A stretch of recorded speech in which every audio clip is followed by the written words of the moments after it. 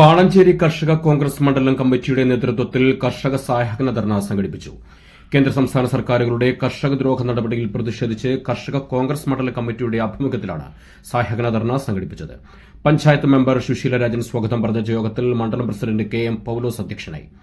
കർഷക കോൺഗ്രസ് സംസ്ഥാന general secretary Roy K. Devasy യോഗം ഉദ്ഘാടനം ചെയ്തു. കോൺഗ്രസ് ജില്ലാ കമ്മിറ്റി അംഗം കെ.സി. അഭിലാഷ് മുഖ്യപ്രഭാഷണം നടത്തി.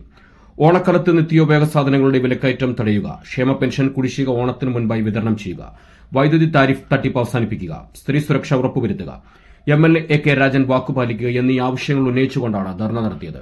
കേരള പ്രദേശ് കോൺഗ്രസ് കമ്മിറ്റി അംഗം ലീലാമ ടീച്ചർ, കോൺഗ്രസ് പാണഞ്ചേരി മണ്ഡലം പ്രസിഡന്റ് കെ.പി. ചാക്കോച്ചൻ, കർഷക കോൺഗ്രസ് സംസ്ഥാന കമ്മിറ്റി അംഗം മിനി വിനോദ്, മുൻ DCC general secretary Anil Narayanan, നിയോജക മണ്ഡലം പ്രസിഡന്റ് പി.എൻ. വാസു, പഞ്ചായത്ത് പ്രതിപക്ഷ നേതാവ് ബാബു തോമസ്, പഞ്ചായത്ത് മെമ്പർ ഷൈജു കുര്യൻ, മഹിളാ കോൺഗ്രസ് ജില്ലാ കമ്മിറ്റി അംഗം Bindu, block president Mini Jo, youth Congress നേതാവ് നിവിൻ ദേവരാജ്, INTUC നേതാവ് Babu Panankudi, Biju Edappara, BS Edison, AC Mathai, Peechi bank president Thomas Kurian എന്നിവരും നിരവധി നേതാക്കളും പ്രവർത്തകരും ധർണയിൽ പങ്കെടുത്തു. നടപടിക്കെതിരെയാണെന്ന് ഞാൻ നിങ്ങളോട് സംസാരിച്ചു കഴിഞ്ഞു. അതിനോടനുബന്ധിച്ച് തന്നെ നമ്മൾ വിവിധ ആവശ്യങ്ങൾ ഇതിൽ ഉന്നയിച്ചിട്ടുണ്ട്. വിവിധ ആവശ്യങ്ങളിൽ ആദ്യമായിട്ട് നമ്മൾ ഉദ്ദേശിക്കുന്നത് കർഷക ദ്രോഹ നടപടി എന്ന് പറയുന്നത്, അതായത് ബഫർ സോൺ മുതലായ സംഗതികൾ കേന്ദ്ര സർക്കാരിന്റെ പരിധിയിൽപ്പെടുന്ന കാര്യങ്ങളാണ്. ബഫർ സോണിന്റെ എഫക്ട് ഇപ്പോഴും മാറിയിട്ടില്ല. ജനവാസ കേന്ദ്രങ്ങളിൽ യാതൊരു ഉപദ്രവവും ഉണ്ടാക്കില്ല എന്ന് പറഞ്ഞിരുന്നെങ്കിൽ തന്നെ നമുക്ക് മരം മുറിക്കുന്നതിനോ അത് നമ്മുടെ സ്വന്തമായി കൃത്യമായി ഉപയോഗിക്കുന്നതിനോ സാധിക്കാത്ത ഒരവസ്ഥയുണ്ട്. അതുപോലെ തന്നെ ഇപ്പൊ ഈ അടുത്തിടെ തന്നെ ഈ തെക്കേക്കുളത്ത് ആന ഇറങ്ങിയ സംഭവം ഉണ്ടായി. ഈ ആന ഇറങ്ങിയെന്നോ കർഷകരുടെ ഒരു സമരമോ സംഘടിപ്പിക്കുമ്പോൾ നമ്മുടെ MLA അല്ലെങ്കിൽ മന്ത്രി കെ. രാജൻ പറയുന്നത്, അതായത് പിറ്റേ ദിവസം തന്നെ പ്രസ്താവന ഇറക്കും. അതായത് ഈ പഞ്ചായത്ത് പാണഞ്ചേരി പഞ്ചായത്തിലോ മറ്റുള്ള സ്ഥലങ്ങളിലോ വന്നിരുന്ന പ്രസ്താവന ഇറക്കുന്നത് എന്താണ്? ഫെൻസിംഗ് ഉടനെ നടപ്പാക്കും. ഫെൻസിംഗ് ഉടനെ നടപ്പാക്കും. അതുപോലെ തന്നെ അവിടെ തേനീച്ച വേലികൾ സ്ഥാപിക്കും. അതുപോലെ തന്നെ കിടങ്ങുകൾ സ്ഥാപിക്കും. ഒരു പ്രസ്താവന മാത്രമായി മുന്നോട്ട് നീങ്ങുന്ന ഒരവസ്ഥയുണ്ട്. തെക്കേക്കുളത്ത് ഷാജി പാറത്തുണ്ടിയുടെ വീട്ടിൽ ഈ അടുത്ത ദിവസം തന്നെ ഉണ്ടായി. എവിടെയാണ് ഫെൻസിംഗ് സ്ഥാപിച്ചിട്ടുള്ളത്? പ്രസ്താവന മാത്രമാണ് നടക്കുന്നത്. അതാണ് കർഷക ദ്രോഹ നടപടി തന്നെ സംഘടിപ്പിക്കുന്നതിൽ അദ്ദേഹം ശ്രദ്ധേയമായ നേതൃത്വം കൊടുത്തിട്ടുണ്ട് എന്ന് കർഷക കോൺഗ്രസിന്റെ സംസ്ഥാന കമ്മിറ്റിക്ക് വേണ്ടി അദ്ദേഹത്തെ പ്രത്യേകം അഭിവാദ്യം ചെയ്യാൻ ഞാൻ ഈ അവസരം ഉപയോഗിക്കുകയാണ്. വളരെ വിലയേറിയ അല്ലെങ്കിൽ വളരെ മൂല്യമുള്ള മുദ്രാവാക്യങ്ങളാണ് അദ്ദേഹം ഇന്നിവിടെ ഉയർത്തിയിരിക്കുന്നത്. കർഷകരുടെ നഷ്ടങ്ങൾക്ക് പരിഹാരം കണ്ടെത്തുക എന്നുള്ള പ്രധാനപ്പെട്ട ഒരു വിഷയത്തിൽ അതിന് നാനാർത്ഥങ്ങളുണ്ട്. നേരത്തെ ഇവിടെ പ്രസ്താവിച്ച മനുഷ്യനിർമ്മിതമായ പ്രളയം മൂലം ഈ പാണഞ്ചേരി പഞ്ചായത്തിലെ എന്നല്ല, ഈ പഞ്ചായത്തിനോടനുബന്ധിച്ച് കിടക്കുന്ന 10ഓളം പഞ്ചായത്തുകളിലെ 10,000-ഓളം വീടുകൾ ഈ മനുഷ്യനിർമ്മിത പ്രളയത്തിൽ മുങ്ങിയെന്നാണ് കലക്ടറുടെ റിപ്പോർട്ട്. 10,000 വീടുകൾ മുങ്ങുമ്പോൾ ലക്ഷോപലക്ഷം കൃഷിക്കാരുടെ കാർഷിക വിളകൾ നശിച്ചു എന്നുള്ളത് എഴുതപ്പെടാതെ പോയ സത്യമാണ്. വീട്ടുപറമ്പുകളിൽ മാത്രമല്ല, വാഴകൃഷിയും ജാതി കൃഷിയും പച്ചക്കറി കൃഷിയും തെങ്ങുമെല്ലാം അടങ്ങുന്ന ലക്ഷോപലക്ഷം കാർഷിക വിളകൾ ഈ മനുഷ്യനിർമ്മിത പ്രളയത്തിൽ നശിച്ചുപോയി എന്നുള്ള ദുഃഖകരമായ സംഗതി അത് പ്രസ്താവിക്കാൻ കലക്ടർ മറന്നുപോയതാണോ അതോ വിട്ടുകളയണമെന്ന് പ്രിയമുള്ള ഇവിടുത്തെ മന്ത്രി ആവശ്യപ്പെട്ടതാണോ എന്നറിയില്ല. കാർഷിക വിളകൾക്ക് മാന്യമായ വില ലഭിക്കുമെന്ന് പ്രതീക്ഷിച്ചിരുന്ന സമയത്ത് കഴിഞ്ഞ വേനൽക്കാലം നമുക്കെല്ലാവർക്കും അറിയാം, വളരെ രൂക്ഷമായ വേനലിൻ്റെ ആധിക്യം മൂലം സമസ്ത വിളകൾക്കും വലിയ നാശനഷ്ടമുണ്ടായ ഒരു കാലഘട്ടമാണ് കഴിഞ്ഞു പോയത്. അതുകൊണ്ട് തന്നെ വിളകൾ നശിക്കുകയും ഉൽപ്പാദനം കുറയുകയും ചെയ്യുമ്പോൾ കാർഷിക വിളകൾക്ക് മാന്യമായ വില ഉള്ളതിന് കിട്ടുമെന്ന് കൃഷിക്കാരൻ ആശിച്ചിരുന്നു. 60-65 രൂപ എത്തിയിരുന്ന കായ ഓണമെത്തുമ്പോൾ 100 രൂപ വരെ വർദ്ധിക്കുമെന്നാണ് നമ്മൾ വിചാരിച്ചിരുന്നത്. പക്ഷേ തമിഴ്നാട്ടിൽ നിന്നും വളരെ വില കുറച്ച് വൻതോതിൽ കായ ഇറങ്ങിയപ്പോൾ ഇവിടുത്തെ കൃഷിക്കാരൻ്റെ നട്ടല്ലൊടിയുന്ന സാഹചര്യമാണ് ഉണ്ടായത്. അതുപോലെ തന്നെ ജാതി മരങ്ങൾ വേരുകൾ ചീഞ്ഞ് ഒരു 10 വർഷത്തേക്കെങ്കിലും ഉൽപ്പാദനം ലഭിക്കാത്ത രീതിയിലേക്ക് നശിച്ചു കഴിഞ്ഞിരിക്കുന്നു.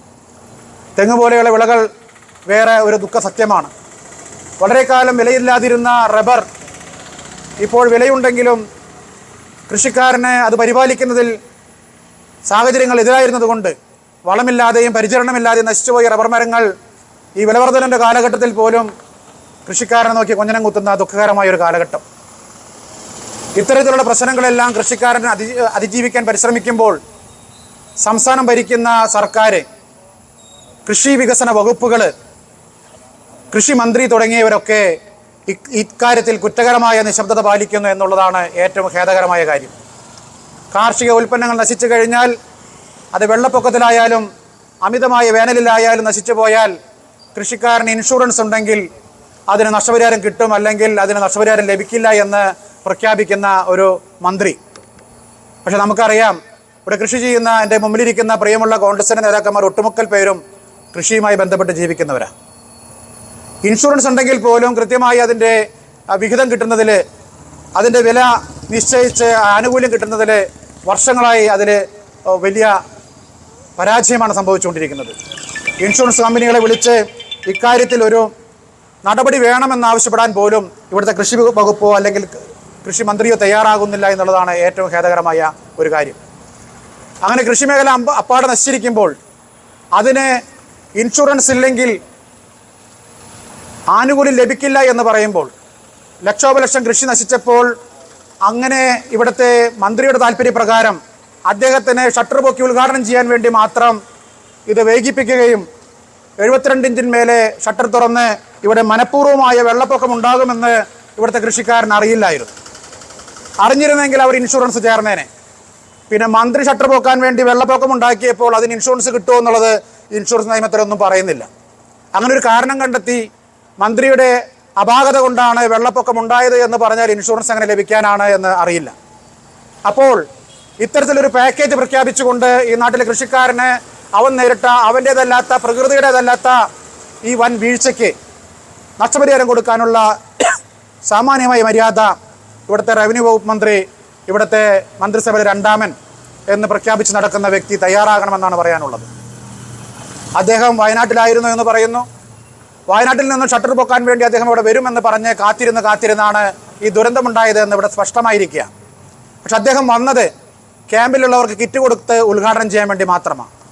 ഇവിടെ ശ്രീമതി സുശീല രാജൻ്റെ വാർഡിലടക്കം പാണഞ്ചേരി പഞ്ചായത്തിൽ 150ഓളം വീടുകൾ വെള്ളത്തിൽ മുങ്ങി. ഈ 10 പഞ്ചായത്തുകളിലായി 10,000-ഓളം വീടുകൾ നശിച്ചു. അവിടങ്ങളിൽ കടന്നു ചെന്നുകൊണ്ട് കൃഷിക്കാരനെയും അതുപോലെ താമസയോഗ്യമല്ലാതായ വീടുകളെയും അതിലുടമസ്ഥരെ കണ്ട് ആശ്വസിപ്പിക്കാൻ അദ്ദേഹം തയ്യാറായിട്ടില്ല. കഴിഞ്ഞ 2 ആഴ്ച മുമ്പ് എരുവമംഗലത്തെ കർഷക കോൺഗ്രസ് കൃഷിഭവൻ ഉപരോധിച്ചുകൊണ്ടൊരു സമരം പ്രഖ്യാപിച്ചു. അന്ന് അവിടെ ചെന്നപ്പോൾ കേട്ടത് ഏകദേശം 8 അടിയിലധികം ഉയരം ആ എരുവമംഗലം ടൗണിലെ വെള്ളം പൊങ്ങുകയും കടകളും വീടുകളും മുഴുവൻ മുങ്ങിപ്പോവുകയും ചെയ്തു എന്നാണ്. അങ്ങനെ ഈ ചെറിയൊരു തെറ്റിനെ, രാജൻ്റെ മനഃപൂർവ്വമായ വീഴ്ചയ്ക്ക് ഈ നാട്ടിലെ ജനങ്ങൾ എത്രമാത്രം കഷ്ടപ്പെട്ടു എന്നുള്ളത് നാണവും മാനവും ഉണ്ടെങ്കിൽ പൊതുജനത്തിനോട് മാപ്പ് പറയാനെങ്കിലും അദ്ദേഹം തയ്യാറാകണമെന്നാണ് കർഷക കോൺഗ്രസിന് ഈ അവസരത്തിൽ പറയാനുള്ളത്. അതുപോലെ നമുക്കറിയാം, സാധാരണ ആഘോഷങ്ങൾ വരുമ്പോൾ സർക്കാർ കൊടുക്കുന്ന പെൻഷൻ, അതാണ് നമ്മുടെ നാട്ടിലുള്ള വയോജനങ്ങളുടെ ഏറ്റവും മുഖ്യമായ ആകർഷണം. ഞങ്ങളൊക്കെ പഞ്ചായത്തിലിരിക്കുന്ന സമയത്ത് പല അമ്മമാരും അച്ഛന്മാരും ഓണക്കാലത്ത് കിട്ടുന്ന 4-5 മാസത്തെ ആ പെൻഷൻ കുടിശ്ശിക കയ്യിൽ കിട്ടുമ്പോൾ അവർ കണ്ണു നനഞ്ഞുകൊണ്ട് പറയാറുണ്ട്, ഒരാഴ്ചക്കെങ്കിലും എൻ്റെ കുടുംബത്തെ ഞാനൊരു രാജാവാണ് എന്ന്. ഇത് അവർ ഭംഗിവാക്ക് പറയുന്നതല്ല. ആ പെൻഷൻ കിട്ടുമ്പോൾ അത് കൊച്ചുമക്കളുടെ കയ്യിൽ, മക്കളുടെ കയ്യിൽ വെച്ച് കൊടുത്തുകൊണ്ട് ഓണത്തിന് വേണ്ട ഒരുക്കങ്ങൾ ചെയ്യണമെന്ന് അവർ അഭ്യർത്ഥിക്കുമ്പോൾ അവരുടെ മനസ്സിലുണ്ടാകുന്ന അഭിമാനം, ആ ഒരാഴ്ചക്കെങ്കിലും ആ മക്കളുടെയും മരുമക്കളുടെയും കൊച്ചുമക്കളുടെയും മുന്നിൽ അവർ നിവർന്നു നിൽക്കുന്ന ആ സന്തോഷകരമായ മുഹൂർത്തം, അത് കഴിഞ്ഞ 8 വർഷമായി ഈ കേരളത്തിലെ വയോജനങ്ങൾക്ക് അന്യമായി പോയി എന്നുള്ള ദുഃഖസത്യമാണ് ഇവിടെ പങ്കുവയ്ക്കാനുള്ളത്. ഏതാനും ആഴ്ചകൾക്ക് മുമ്പ് മുഖ്യമന്ത്രി പറഞ്ഞു ഓണത്തിന് മുമ്പ് കുടിശ്ശികയിൽ 2 ഗഡുവെങ്കിലും കൊടുക്കുമെന്ന്. മണ്ണാർക്കാട് സഹകരണ ബാങ്കുമായി സഹകരിച്ചുകൊണ്ട് പെൻഷൻ കൊടുക്കാൻ വേണ്ടി ഒരു കൺസോഷ്യം ഉണ്ടാക്കുകയും ആ കൺസോഷ്യം 1000 കോടി സമാഹരിച്ചുകൊണ്ട് പെൻഷൻ്റെ 2 ഗഡു കുടിശ്ശിക കൊടുക്കുമെന്ന് പ്രഖ്യാപിച്ചിരുന്നുവെങ്കിലും ഓണത്തിന് ഇനി ഏതാനും ദിവസങ്ങൾ മാത്രമേ ഉള്ളൂ. അതുപോലും കൃത്യമായി കൊടുത്തു തീർക്കാൻ ഈ സർക്കാരിന് കഴിഞ്ഞിട്ടില്ല. സിവിൽ സപ്ലൈയെക്കുറിച്ച് ഞാൻ പറയാതെ തന്നെ നിങ്ങൾക്ക് എല്ലാവർക്കും അറിയാം. നമ്മുടെ നാട്ടിൽ വലിയൊരു വിഭാഗം ജനങ്ങൾ സിവിൽ സപ്ലൈയെയും റേഷൻ കടകളെയും ആശ്രയിച്ച് ജീവിക്കുന്നവരാണ്. അവിടെ ഇന്ന് നിത്യോപയോഗ സാധനങ്ങൾ പേരിന് പോലും കിട്ടാനില്ല എന്നുള്ള ദുഃഖകരമായ വസ്തുത. കഴിഞ്ഞ ഏതാനും ആഴ്ചകൾക്ക് മുമ്പ് സപ്ലയേഴ്സിന് കൊടുക്കാനുള്ള കുടിശ്ശിക തീർക്കാനെന്ന് പറഞ്ഞ് മന്ത്രിസഭയിൽ നിന്നും 250 കോടി അനുവദിക്കുകയുണ്ടായി. പക്ഷെ ഞങ്ങൾ അന്വേഷിച്ചപ്പോൾ അറിഞ്ഞത് ആ പൈസ ഇതുവരെ സിവിൽ സപ്ലൈ വകുപ്പിന് കിട്ടിയിട്ടില്ല എന്നാണ്. ഓണം എത്താൻ വെറും 4 ദിവസം മാത്രം ബാക്കി നിൽക്കുമ്പോൾ കുടിശ്ശികയായി സപ്ലൈയേഴ്സിന് കൊടുക്കാനുള്ള പണം പോലും ഖജനാവിൽ നിന്ന് വിട്ടുകൊടുത്തിട്ടില്ല എന്ന് പറയുമ്പോൾ പത്രത്തിലൂടെ മാത്രം പ്രഖ്യാപിച്ചുകൊണ്ട് പത്രം വിരിച്ചിരുന്ന് വാരി തിന്നേണ്ട ഗതികേടിലേക്ക് കേരളീയർ എത്തിച്ച ഒരു ദുസ്ഥിതിയാണ് ഈ സർക്കാർ ഇന്ന് കൊണ്ടുപോകുന്നത്. ഇത് സിവിൽ സപ്ലൈയിൽ സാധനങ്ങളില്ല. കഴിഞ്ഞ ദിവസം ഒരു സഖാവ് വളരെ സന്തോഷത്തോടുകൂടി പറഞ്ഞു, ഇനി കേരളത്തിലെ റേഷൻ കടകളൊക്കെ കെ സ്റ്റോർ ആകാൻ പോവുക. കെ സ്റ്റോറിൽ ബെൻസ് കാർ ഒഴിച്ച് ബാക്കി എല്ലാം കിട്ടും, JCBയും കിട്ടില്ല. അതിനുള്ള സൗകര്യം അവിടെ ഇല്ല. ബാക്കി എല്ലാം കിട്ടും. ഇനി നിങ്ങൾ ആരും വേറെ എവിടെയും പോകണ്ട, കേരളത്തിൽ ലുലു മാളുകളൊക്കെ അടയ്ക്കാൻ പോവുകയാണ്. ഏറ്റവും വില കുറച്ച് എല്ലാ സാധനവും കൊടുക്കുന്ന കെ സ്റ്റോറുകൾ ഈ സംസ്ഥാനത്ത് വ്യാപകമായി തുടങ്ങിക്കൊണ്ടിരിക്കുക എന്ന് പറഞ്ഞു. അപ്പോൾ ഞാൻ അദ്ദേഹത്തോട് ചോദിച്ചു, തിരുവോണത്തിൻ്റെ ആഴ്ചയിൽ റേഷൻ കടക്കാർ സമരം എടുക്കുമോ? കമ്മീഷൻ കൊടുത്തിട്ടില്ല, അവർ ശമ്പളം കൊടുത്തിട്ടില്ല, അവിടെ നിത്യോപയോഗത്തിന് കൊടുക്കുന്ന പഞ്ചസാരയില്ല, അരിയില്ല. ഈ സാഹചര്യത്തിൽ കേന്ദ്ര ഗവൺമെൻറ്റിൻ്റെ കണക്ക് പ്രകാരം പറയുന്നു 2500 ടണ്ണ് അരി കേരള സർക്കാർ ഏറ്റെടുത്തിട്ടില്ല. അത് KFC ഗോഡൗണുകളിൽ കെട്ടിക്കിടക്കുകയാണ്. ഇങ്ങനെ കേന്ദ്രം കൊടുക്കുന്നില്ല എന്ന് പറയുമ്പോൾ തന്നെ കേന്ദ്രം കൊടുക്കുന്ന അവശ്യ വസ്തുക്കൾ വാങ്ങി സംഭരിച്ച് വിതരണം ചെയ്യാനുള്ള ധാർമ്മികമായ ഉത്തരവാദിത്വം പോലും ഈ സർക്കാർ ചെയ്യുന്നില്ല എന്ന് പറയുമ്പോൾ ഇവർക്ക് ആരോടാണ് പ്രതിബദ്ധത എന്നുള്ള കാര്യത്തിൽ വലിയ സംശയമുണ്ട്. നമുക്കറിയാം, കഴിഞ്ഞ ലോക്സഭാ ഇലക്ഷനിൽ ഇവിടെ 3 സ്ഥാനാർത്ഥികളാണ് പ്രധാനമായിട്ട് മത്സരിച്ചത്. ഒന്ന് ഇന്ത്യൻ നാഷണൽ കോൺഗ്രസ് നേതൃത്വം കൊടുക്കുന്ന UDFൻ്റെ സ്ഥാനാർത്ഥിയും, പിന്നെ ഒന്ന് BJPയുടെ NDAയുടെ സ്ഥാനാർത്ഥിയും, മറ്റൊന്ന് CPIയുടെ സ്ഥാനാർത്ഥിയും. ഞാൻ CPI എന്ന് പറഞ്ഞത് അവിടെ LDFൻ്റെ സ്ഥാനാർത്ഥി മത്സരിച്ചിരുന്നില്ല കഴിഞ്ഞ തവണ, പോസ്റ്ററിലൊക്കെ തെറ്റായി അടിച്ചതാണ്. കാരണം BJPയും CPIഎമ്മും ആയിരുന്നു സഹകരിച്ചുകൊണ്ട് ഇവിടെ സ്ഥാനാർത്ഥിയെ നിർത്തിയത്. അന്ന് തന്നെ പരസ്യമായി പ്രഖ്യാപിക്കപ്പെട്ടു BJPയുടെ സുരേഷ് ഗോപിയെ ജയിപ്പിക്കാനുള്ള ഉത്തരവാദിത്വം സഖാക്കളെ ഏൽപ്പിച്ചു കൊടുത്തിരിക്കുകയാണെന്ന്. അത് തെളിയിക്കുന്ന രീതിയിലുള്ള വലിയ വലിയ തെളിവുകൾ ഇന്ന് പുറത്തു വന്നുകൊണ്ടിരിക്കുക. പൂരം കലക്കിയതുൾപ്പെടെ ഈ സംസ്ഥാനത്തിൻ്റെ മതാന്തരീക്ഷം മുഴുവൻ തകർത്തുകൊണ്ട് BJP ബാന്ധവം മരക്കെട്ടുറപ്പിച്ചുകൊണ്ട് സ്വന്തം മകളുടെ അഴിമതി മൂടിവെക്കുന്നതിന് വേണ്ടി, പിണറായി വിജയൻ്റെ ലാവലിംഗ് കേസടക്കം മാറ്റിവെക്കുന്നതിന് വേണ്ടി വലിയ തോതിലുള്ള ഒരു BJP CPM അന്തർധാര രൂപപ്പെട്ടു എന്ന് ആക്ഷേപിച്ചുകൊണ്ട് തൃശ്ശൂർ അങ്ങാടിയിലൂടെ കരഞ്ഞു നടക്കുന്നത് വേറെ ആരുമല്ല, VS സുനിൽകുമാറാണ്. ഇവിടെ മത്സരിച്ച സ്ഥാനാർത്ഥിയാണ്. അദ്ദേഹം പറയുന്നു നടപടി വേണമെന്ന്. പൂരം കലക്കിയത് സർക്കാരാണെന്ന് അദ്ദേഹം പറയാതെ പറഞ്ഞു വയ്ക്കുന്നു. പക്ഷേ ഒരു നാണവും ഉളുപ്പുമില്ലാതെ കേന്ദ്രവും കേരളവും തമ്മിൽ യുദ്ധമാണെന്ന് പറഞ്ഞ് ഒരു ഗവർണറെ കൊണ്ട് നാടകം കളിപ്പിച്ച് ജനങ്ങളുടെ കണ്ണിൽ പൊടിയിട്ട് ഇവിടെ കേന്ദ്രം നിർദ്ദേശിക്കുന്ന ഉദ്യോഗസ്ഥന്മാരെ തലപ്പത്ത് വെച്ചുകൊണ്ട്, IAS തലപ്പത്ത് വെച്ചുകൊണ്ട് പിണറായി വിജയൻ ഭരിച്ചുകൊണ്ടിരിക്കുക. ഏറ്റവും വലിയ സംഖ്യയായ K സുരേന്ദ്രനേക്കാൾ വലിയ മൂത്ത സംഖ്യയായ ഇവിടുത്തെ DGPയെ മെട്രോയുടെ ചെയർമാനാക്കി മാറ്റി. അടുത്ത ആളെ അജിത് കുമാറിനെ വെച്ചു. സ്വർണം കടത്തുന്നതിനും കൊലപാതകം ചെയ്യുന്നതിനും അഴിമതി ചെയ്യുന്നതിനും മുഖ്യമന്ത്രിക്ക് താങ്ങും തണലുമായി അദ്ദേഹം പ്രവർത്തിക്കുന്നു. ഇങ്ങനെ കേന്ദ്രവും കേരളവും സമരസപ്പെട്ട് ഭരിക്കുമ്പോൾ പോലും സ്വർണം കടത്താനും കൊലപാതകം ഒളിപ്പിക്കാനും അഴിമതി ചെയ്യാനും കാണുന്ന ഈ ഐക്യം പോലും സിവിൽ സപ്ലൈ മുഖാന്തരം കൊടുക്കുന്ന ധാന്യങ്ങൾ കേന്ദ്രത്തിൽ നിന്ന് സംഭരിച്ച് വാങ്ങുന്നതിന് കേരളം ശ്രമിക്കുന്നില്ല എന്ന് പറയുമ്പോൾ സാധാരണക്കാരൻ്റെ റേഷനറി കൃത്യമായി കൊടുക്കുന്നതിൽ മാത്രം BJP വിരോധവും കേന്ദ്ര വിരോധവും പറയുകയും അഴിമതിക്കും കൊലപാതകത്തിനും ഇവരുടെ ബന്ധം കൂടുതൽ ദൃഢമാകുകയും ചെയ്യുന്ന ഒരു ദുഃഖകരമായ സംഗതിയാണ് ഇവിടെ നടന്നുകൊണ്ടിരിക്കുന്നത്. നേരത്തെ ഇവിടെ അധ്യക്ഷ പ്രസംഗൻ പറഞ്ഞു കാട്ടാന ശല്യത്തെക്കുറിച്ച്. ഇന്നലെ ആയോട് എൻ്റെ പ്രിയമുള്ള സുഹൃത്ത് പുലർച്ചെ 2 മണിക്ക് ബൈക്കിൽ വരുമ്പോഴാണ് തൊട്ട് മുമ്പിൽ ഒരു കാട്ടാന വെറും 20 മീറ്റർ അകലെ ഒറ്റക്കൊമ്പൻ നടന്നു വരിക, കനാലിൻ്റെ മുകളിൽ കൂടെ ജനവാസ മേഖലയിലൂടെ നടന്നു വരിക. ഇന്ന് സമസ്ത മേഖലകളിലും കാട്ടാന ശല്യവും അതുപോലെ വന്യമൃഗശല്യവും രൂക്ഷമായിക്കൊണ്ടിരിക്കുകയാണ്. പന്നിയും അതുപോലെ മലയെണ്ണാനും കുറുക്കനും തുടങ്ങി കൃഷി നശിപ്പിക്കുന്ന മുഴുവൻ ജീവവിഭാഗങ്ങളും നാട്ടിലേക്ക് ഇറങ്ങിയ കൃഷിക്കാരൻ്റെ ദൈനംദിന ജീവിതം ദുസ്സഹമാക്കുന്നു. പണ്ട് MP വിൻസെൻ്റ് ഇവിടെ MLA ആയിരിക്കുന്ന കാലഘട്ടത്തിലാണ് ഈ പാണഞ്ചേരിക്കും ഒല്ലൂരിനും ഈ ഫെൻസിങ് എന്ന് പറയുന്ന സംവിധാനം കൃഷി രക്ഷയ്ക്ക് വേണ്ടി ഉപയോഗിക്കാമെന്നുള്ളത് കൃത്യമായി കാണിച്ചു കൊടുത്തത്. അതിൻ്റെ മെയിൻ്റനൻസിന് ഒരു തുക അനുവദിക്കുന്നില്ല എന്ന് മാത്രമല്ല, ഈ 8 വർഷമായി രാജൻ ഇവിടെ മന്ത്രിയായിട്ട് ഒരു 100 മീറ്റർ പോലും ഫെൻസിങ് അനുവദിക്കാൻ ഈ മന്ത്രിസഭയുടെ രണ്ടാമന് ഈ നാട്ടിൽ കഴിഞ്ഞിട്ടില്ല എന്ന് പറയുമ്പോൾ അദ്ദേഹം ഏതർത്ഥത്തിലാണ് രണ്ടാമനെന്ന് പറയുന്നത് എന്ന് ഒരു ചോദ്യചിഹ്നമായിട്ട് അവശേഷിക്കുക. ആയിരക്കണക്കിന് ഏക്കർ ഭൂമി പാണഞ്ചേരി പഞ്ചായത്തിലടക്കം മലയോര പ്രദേശങ്ങളിൽ, ഒല്ലൂരിൻ്റെ വിവിധ മലയോര പ്രദേശങ്ങളിൽ കൃഷിക്ക് യോഗ്യമല്ലാതെ, വാസയോഗ്യമല്ലാതെ വീട് വിട്ട ആളുകൾ പുറത്തിറങ്ങിക്കൊണ്ടിരിക്കുക. റബ്ബർ ടാപ്പ് ചെയ്യാൻ പോകാൻ കഴിയുന്നില്ല, കൃഷികൾ സംരക്ഷിക്കാൻ കഴിയുന്നില്ല, തെങ്ങുകൾ മറിച്ചിടുന്നു, വാട നശിപ്പിക്കുന്നു. അങ്ങനെ 100 കണക്കിന് കൃഷിക്കാരുടെ കൃഷിഭൂമി കൃഷിയോഗ്യമല്ലാതാവുകയും അവിടെ നിന്നുള്ള താമസം അപകടകരമാവുകയും ചെയ്തുകൊണ്ട് കൃഷിക്കാരൻ ആ ഭൂമിയെല്ലാം ഉപേക്ഷിച്ച് നാടിറങ്ങിക്കൊണ്ടിരിക്കുകയാണ്. അതിനു വേണ്ടി ഏതെങ്കിലും ഒരു പ്രശ്നബാധിത സ്ഥലം സന്ദർശിക്കുന്നതിനും അതിൻ്റെ ഒരു നടപടി ഉണ്ടാക്കുന്നത് രണ്ടാമനാണെന്ന് പറഞ്ഞിട്ട് എന്താണ് കാര്യമെന്ന് ഞങ്ങൾ ചോദിക്കുന്നത്. ഈ നാട്ടിൽ കൃഷിക്കാരനെ കാണാത്ത, ഇപ്പോൾ നേരത്തെ ഇവിടെ സ്വാഗത പ്രസംഗി സൂചിപ്പിച്ചതുപോലെ കണ്ണാറയ്ക്ക് അഭിമാനമായി 2 വട്ടം ഉദ്ഘാടനം കഴിഞ്ഞത് ബനാന ഹണി പാർക്ക്. കഴിഞ്ഞ ഏതാനും മാസം മുമ്പ് കണ്ണാറയിലൊരു സമര പരിപാടിയിൽ പ്രിയമുള്ള KC അഭിലാഷ് അതിനെക്കുറിച്ച് വിമർശിച്ച് പ്രസംഗിച്ചു എന്നുള്ളത് വലിയ ആക്ഷേപത്തോടെ അദ്ദേഹം പറഞ്ഞു എന്ന് ഞാൻ കേട്ടു. ലക്ഷോപലക്ഷം രൂപ ചെലവഴിച്ചുകൊണ്ട് ആ ബനാന ഹണി പാർക്ക് ഇന്ന് ആരുടെയൊക്കെ താവളമാണ് എന്ന് ശ്രീ രാജനൊന്ന് അന്വേഷിച്ച് നോക്കണം. അത് കൃഷിക്ക് ഉപയുക്തമാണോ അതോ മറ്റു പല കൃഷി, CPM-ന് താല്പര്യമുള്ള മറ്റു പല കൃഷിയും ഇന്ന് വ്യാപകമായി നടക്കുന്നുണ്ട്. അമ്മ എന്ന് പറയുന്ന സംഘടനയിൽ അത് വളരെ വ്യാപകമായി നടന്നുകൊണ്ടിരിക്കുക. ഹേമ കമ്മിറ്റി റിപ്പോർട്ട് അതിൽ കൃഷി ചെയ്യുന്നവരുടെ പേര് എഴുതി വെച്ചിട്ടുണ്ടെന്ന് പറയുന്നു. പിണറായി വിജയൻ അത് സ്വന്തം പാർട്ടിയിലെ കൃഷിക്കാർ അതിലുണ്ട് എന്നുള്ളത് കൊണ്ട് പുറത്തുവിടുന്നില്ല എന്ന് പറയുന്നു. ആ തർക്കം നടക്കുമ്പോൾ അത്തരത്തിലുള്ള കൃഷിക്കാരുടെ ഒരു ആസന്നമായി ആ ബനാന ഹണി പാർക്ക് മാറിയിരിക്കുക. ഈ നാട്ടിൽ അതുപോലെ തന്നെ ഇവിടെ കൊട്ടിഘോഷിച്ച് പ്രിയമുള്ള രാജൻ പ്രസംഗിച്ചതാണ് വെലങ്ങന്നൂരിൽ ഒരു ITI കൊണ്ടുവരുമെന്നുള്ളത്. ITIക്ക് വേണ്ടി അവിടെ സ്ഥലം വാടകയ്ക്ക് എടുത്തു.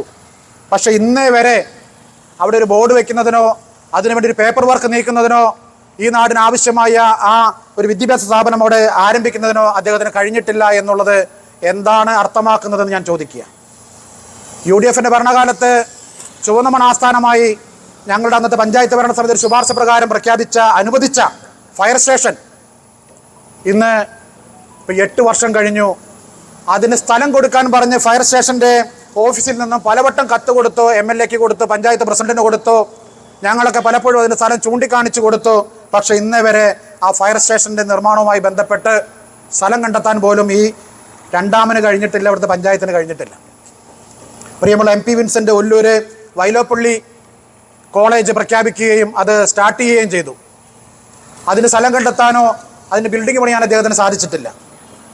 ഇവിടെ ഏകദേശം 5 വർഷത്തോളമായി തുടരുന്ന റോഡ് പണിയാണ് ഈ മലയോര ഹൈവേയുടേത്. അത് പ്രിയമുള്ള MP വിൻസെൻ്റ് വഴുക്കുംപാറ കൂടി ആ റോഡ് പ്രഖ്യാപിക്കുകയും അളവുകൾ നടത്തുകയും ഫണ്ട് വയ്ക്കുകയും ചെയ്തു. അത് ചില സ്വാർത്ഥ താല്പര്യത്തിൻ്റെ പേരിൽ അദ്ദേഹം അത് വഴിമാറ്റി ഇവിടേക്ക് കൊണ്ടുവന്നു. പക്ഷേ ഇന്നും തീരാത്ത ഒരു പ്രഹസനമായി അത് അവശേഷിച്ചിരിക്കുക. ശ്രീധരി പാലത്തെക്കുറിച്ച് ഇവിടെയുള്ളവർക്കൊക്കെ അറിയാം, മിനി വിനോദനൊക്കെ അറിയാം. ശ്രീധരി പാലം അതിന് ഫണ്ട് വയ്ക്കുക നിർമ്മാണം തുടങ്ങുകയും ചെയ്തുവെങ്കിലും അത് പൂർത്തീകരിച്ചില്ല എന്ന പേര് പറഞ്ഞ് MP വിൻസെൻ്റിനെതിരെ വോട്ട് ചെയ്ത ആളുകൾ ഇന്ന് ലജ്ജിച്ചുകൊണ്ട് തലതാത്തുക. ഇന്നും അപ്രോച്ച് റോഡില്ലാതെ പാലം പണി പൂർത്തിയാകാതെ കഴിഞ്ഞ 8 വർഷത്തിന് ശേഷവും അത് നോക്കുകുത്തിയായി നിൽക്കുന്ന സങ്കടകരമായ സംഗതി ഇവിടെ തന്നെയാണ്. അതുപോലെ മാടക്കത്ര കൂടി പോകുന്ന മുടിക്കോടുന്നത് ആരംഭിക്കുന്ന കോറിഡോർ പ്രഖ്യാപനത്തിൽ മാത്രം ഒതുങ്ങി നിൽക്കുക. പാണഞ്ചേരി പഞ്ചായത്തിൻ്റെ വികസന പ്രവർത്തനത്തെ കുറിച്ചൊന്നും ഞാൻ പറയുന്നില്ല. അത് പ്രിയമുള്ള ബാബേട്ടനും അഭിലാഷൊക്കെ ഉണ്ട്. പട്ടിക്കാട് സെൻറ്ററിലുള്ള ആ കല്യാണ മണ്ഡപം അടക്കമുള്ള വിവിധ വികസന പ്രവർത്തനങ്ങളെ കുറിച്ചൊക്കെ കഴിഞ്ഞ ദിവസം പഞ്ചായത്തിന് മുന്നിൽ ഇവിടെ സമരം നടത്തുകയുണ്ടായി. വികസനത്തെക്കുറിച്ച് വാതോരാതെ ഉളുപ്പില്ലാതെ പറയുമ്പോഴും ഒരെണ്ണം പോലും ചൂണ്ടിക്കാണിക്കാൻ സാധിക്കാതെ ജനങ്ങളുടെ മുന്നിൽ തലകുമ്പിട്ടിക്കുന്ന ശ്രീ രാജനെക്കുറിച്ച് സഖാക്കൾ പറയുന്നത് 3ാമത് നിന്നാലും ജയിക്കുമെന്നാണ്. അടുത്ത പ്രാവശ്യവും രാജൻ MLA ആവുമെന്ന് സഖാക്കൾ പറയുമ്പോൾ അത് അദ്ദേഹത്തെ സ്പോൺസർ ചെയ്യുന്ന ചില സഖാക്കൾ പറയുമ്പോൾ ഒരു കാര്യം മാത്രം ഞാൻ ചോദിക്കുന്നു. ഒരു MLA, പ്രത്യേകിച്ച് അദ്ദേഹം മന്ത്രിയാണ്. കഴിഞ്ഞ ടൈമിൽ കുറച്ചു കാലം അദ്ദേഹം ചീഫ് വിപ്പ് എന്ന് പറയുന്ന ക്യാബിനറ്റ് റാങ്കുള്ള വകുപ്പുള്ള വ്യക്തിയായിരുന്നു. ഇപ്രാവശ്യം മന്ത്രിസഭയിലെ തന്നെ രണ്ടാമനെന്ന് പറയുന്ന സുപ്രധാനമായ റവന്യൂ വകുപ്പ് കൈകാര്യം ചെയ്യുന്ന വ്യക്തിയാണ്. ഞാൻ ഒരു ചെറിയ കാര്യം മാത്രം, റവന്യൂ വകുപ്പ് കൈകാര്യം ചെയ്യുന്നത് കൊണ്ട് ഈ പാണഞ്ചേരി പഞ്ചായത്തിൽ 25 സെൻറ്റിൽ താഴെ ഭൂമി തരം മാറ്റാൻ അപേക്ഷ കൊടുത്ത എത്ര പേർക്ക് അത് മാറ്റാൻ കഴിഞ്ഞിട്ടുണ്ട്? വേറെ ഒരു വികസനത്തെക്കുറിച്ച് ഞാൻ ചോദിക്കുന്നില്ല.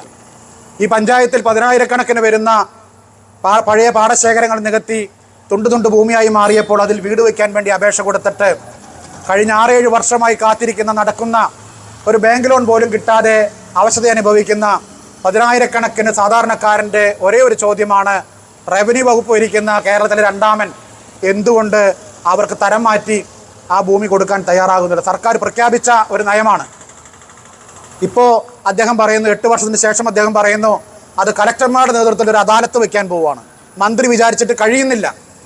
ഒരു റവന്യൂ വകുപ്പ് മന്ത്രി വിചാരിച്ചിട്ട് രണ്ടാമൻ വിചാരിച്ചിട്ട് അത് മാറ്റാൻ കഴിയാത്തത് കൊണ്ട് അദ്ദേഹം ആ ഭാരം കലക്ടറുടെ തലയിൽ വെച്ച് കൊടുക്കുക.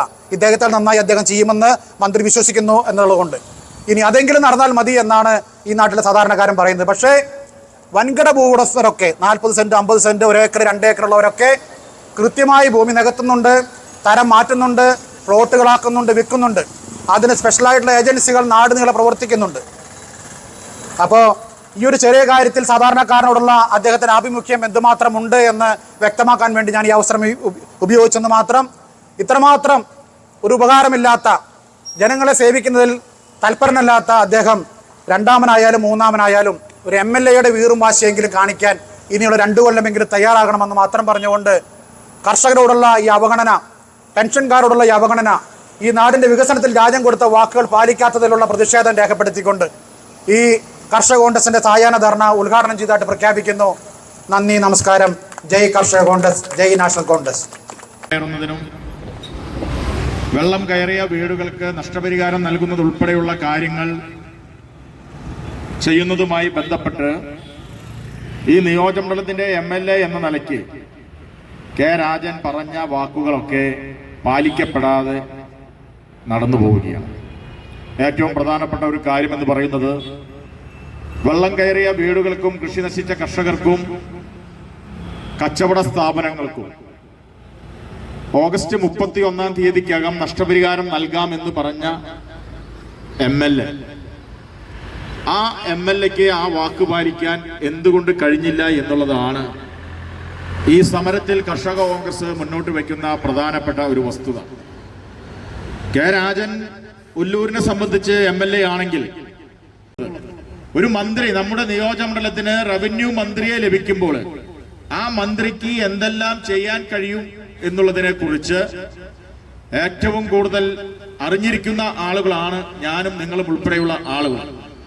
കേരളത്തിലെ രണ്ടാമൻ എന്ന് കൊട്ടിഘോഷിക്കപ്പെടുമ്പോൾ പ്രിയപ്പെട്ട ജനാധിപത്യ വിശ്വാസികളെ, നിങ്ങൾ അറിയണം, കേരളത്തിലെ രണ്ടാമനാണ് കെ രാജൻ എങ്കിൽ പിണറായി വിജയൻ കഴിഞ്ഞ് അദ്ദേഹത്തിന്റെ താഴെ നിൽക്കുന്ന മന്ത്രിയാണ് കെ രാജൻ എങ്കിൽ കെ രാജൻ ഈ നിയോജകമണ്ഡലം ഇന്ന് വരെ കണ്ടതിൽ ഏറ്റവും മികച്ച രീതിയിൽ കൊണ്ടുപോകാൻ തയ്യാറായി കടന്നു വരേണ്ട ആളായിരുന്നു എന്നുള്ളതാണ് യാഥാർത്ഥ്യം.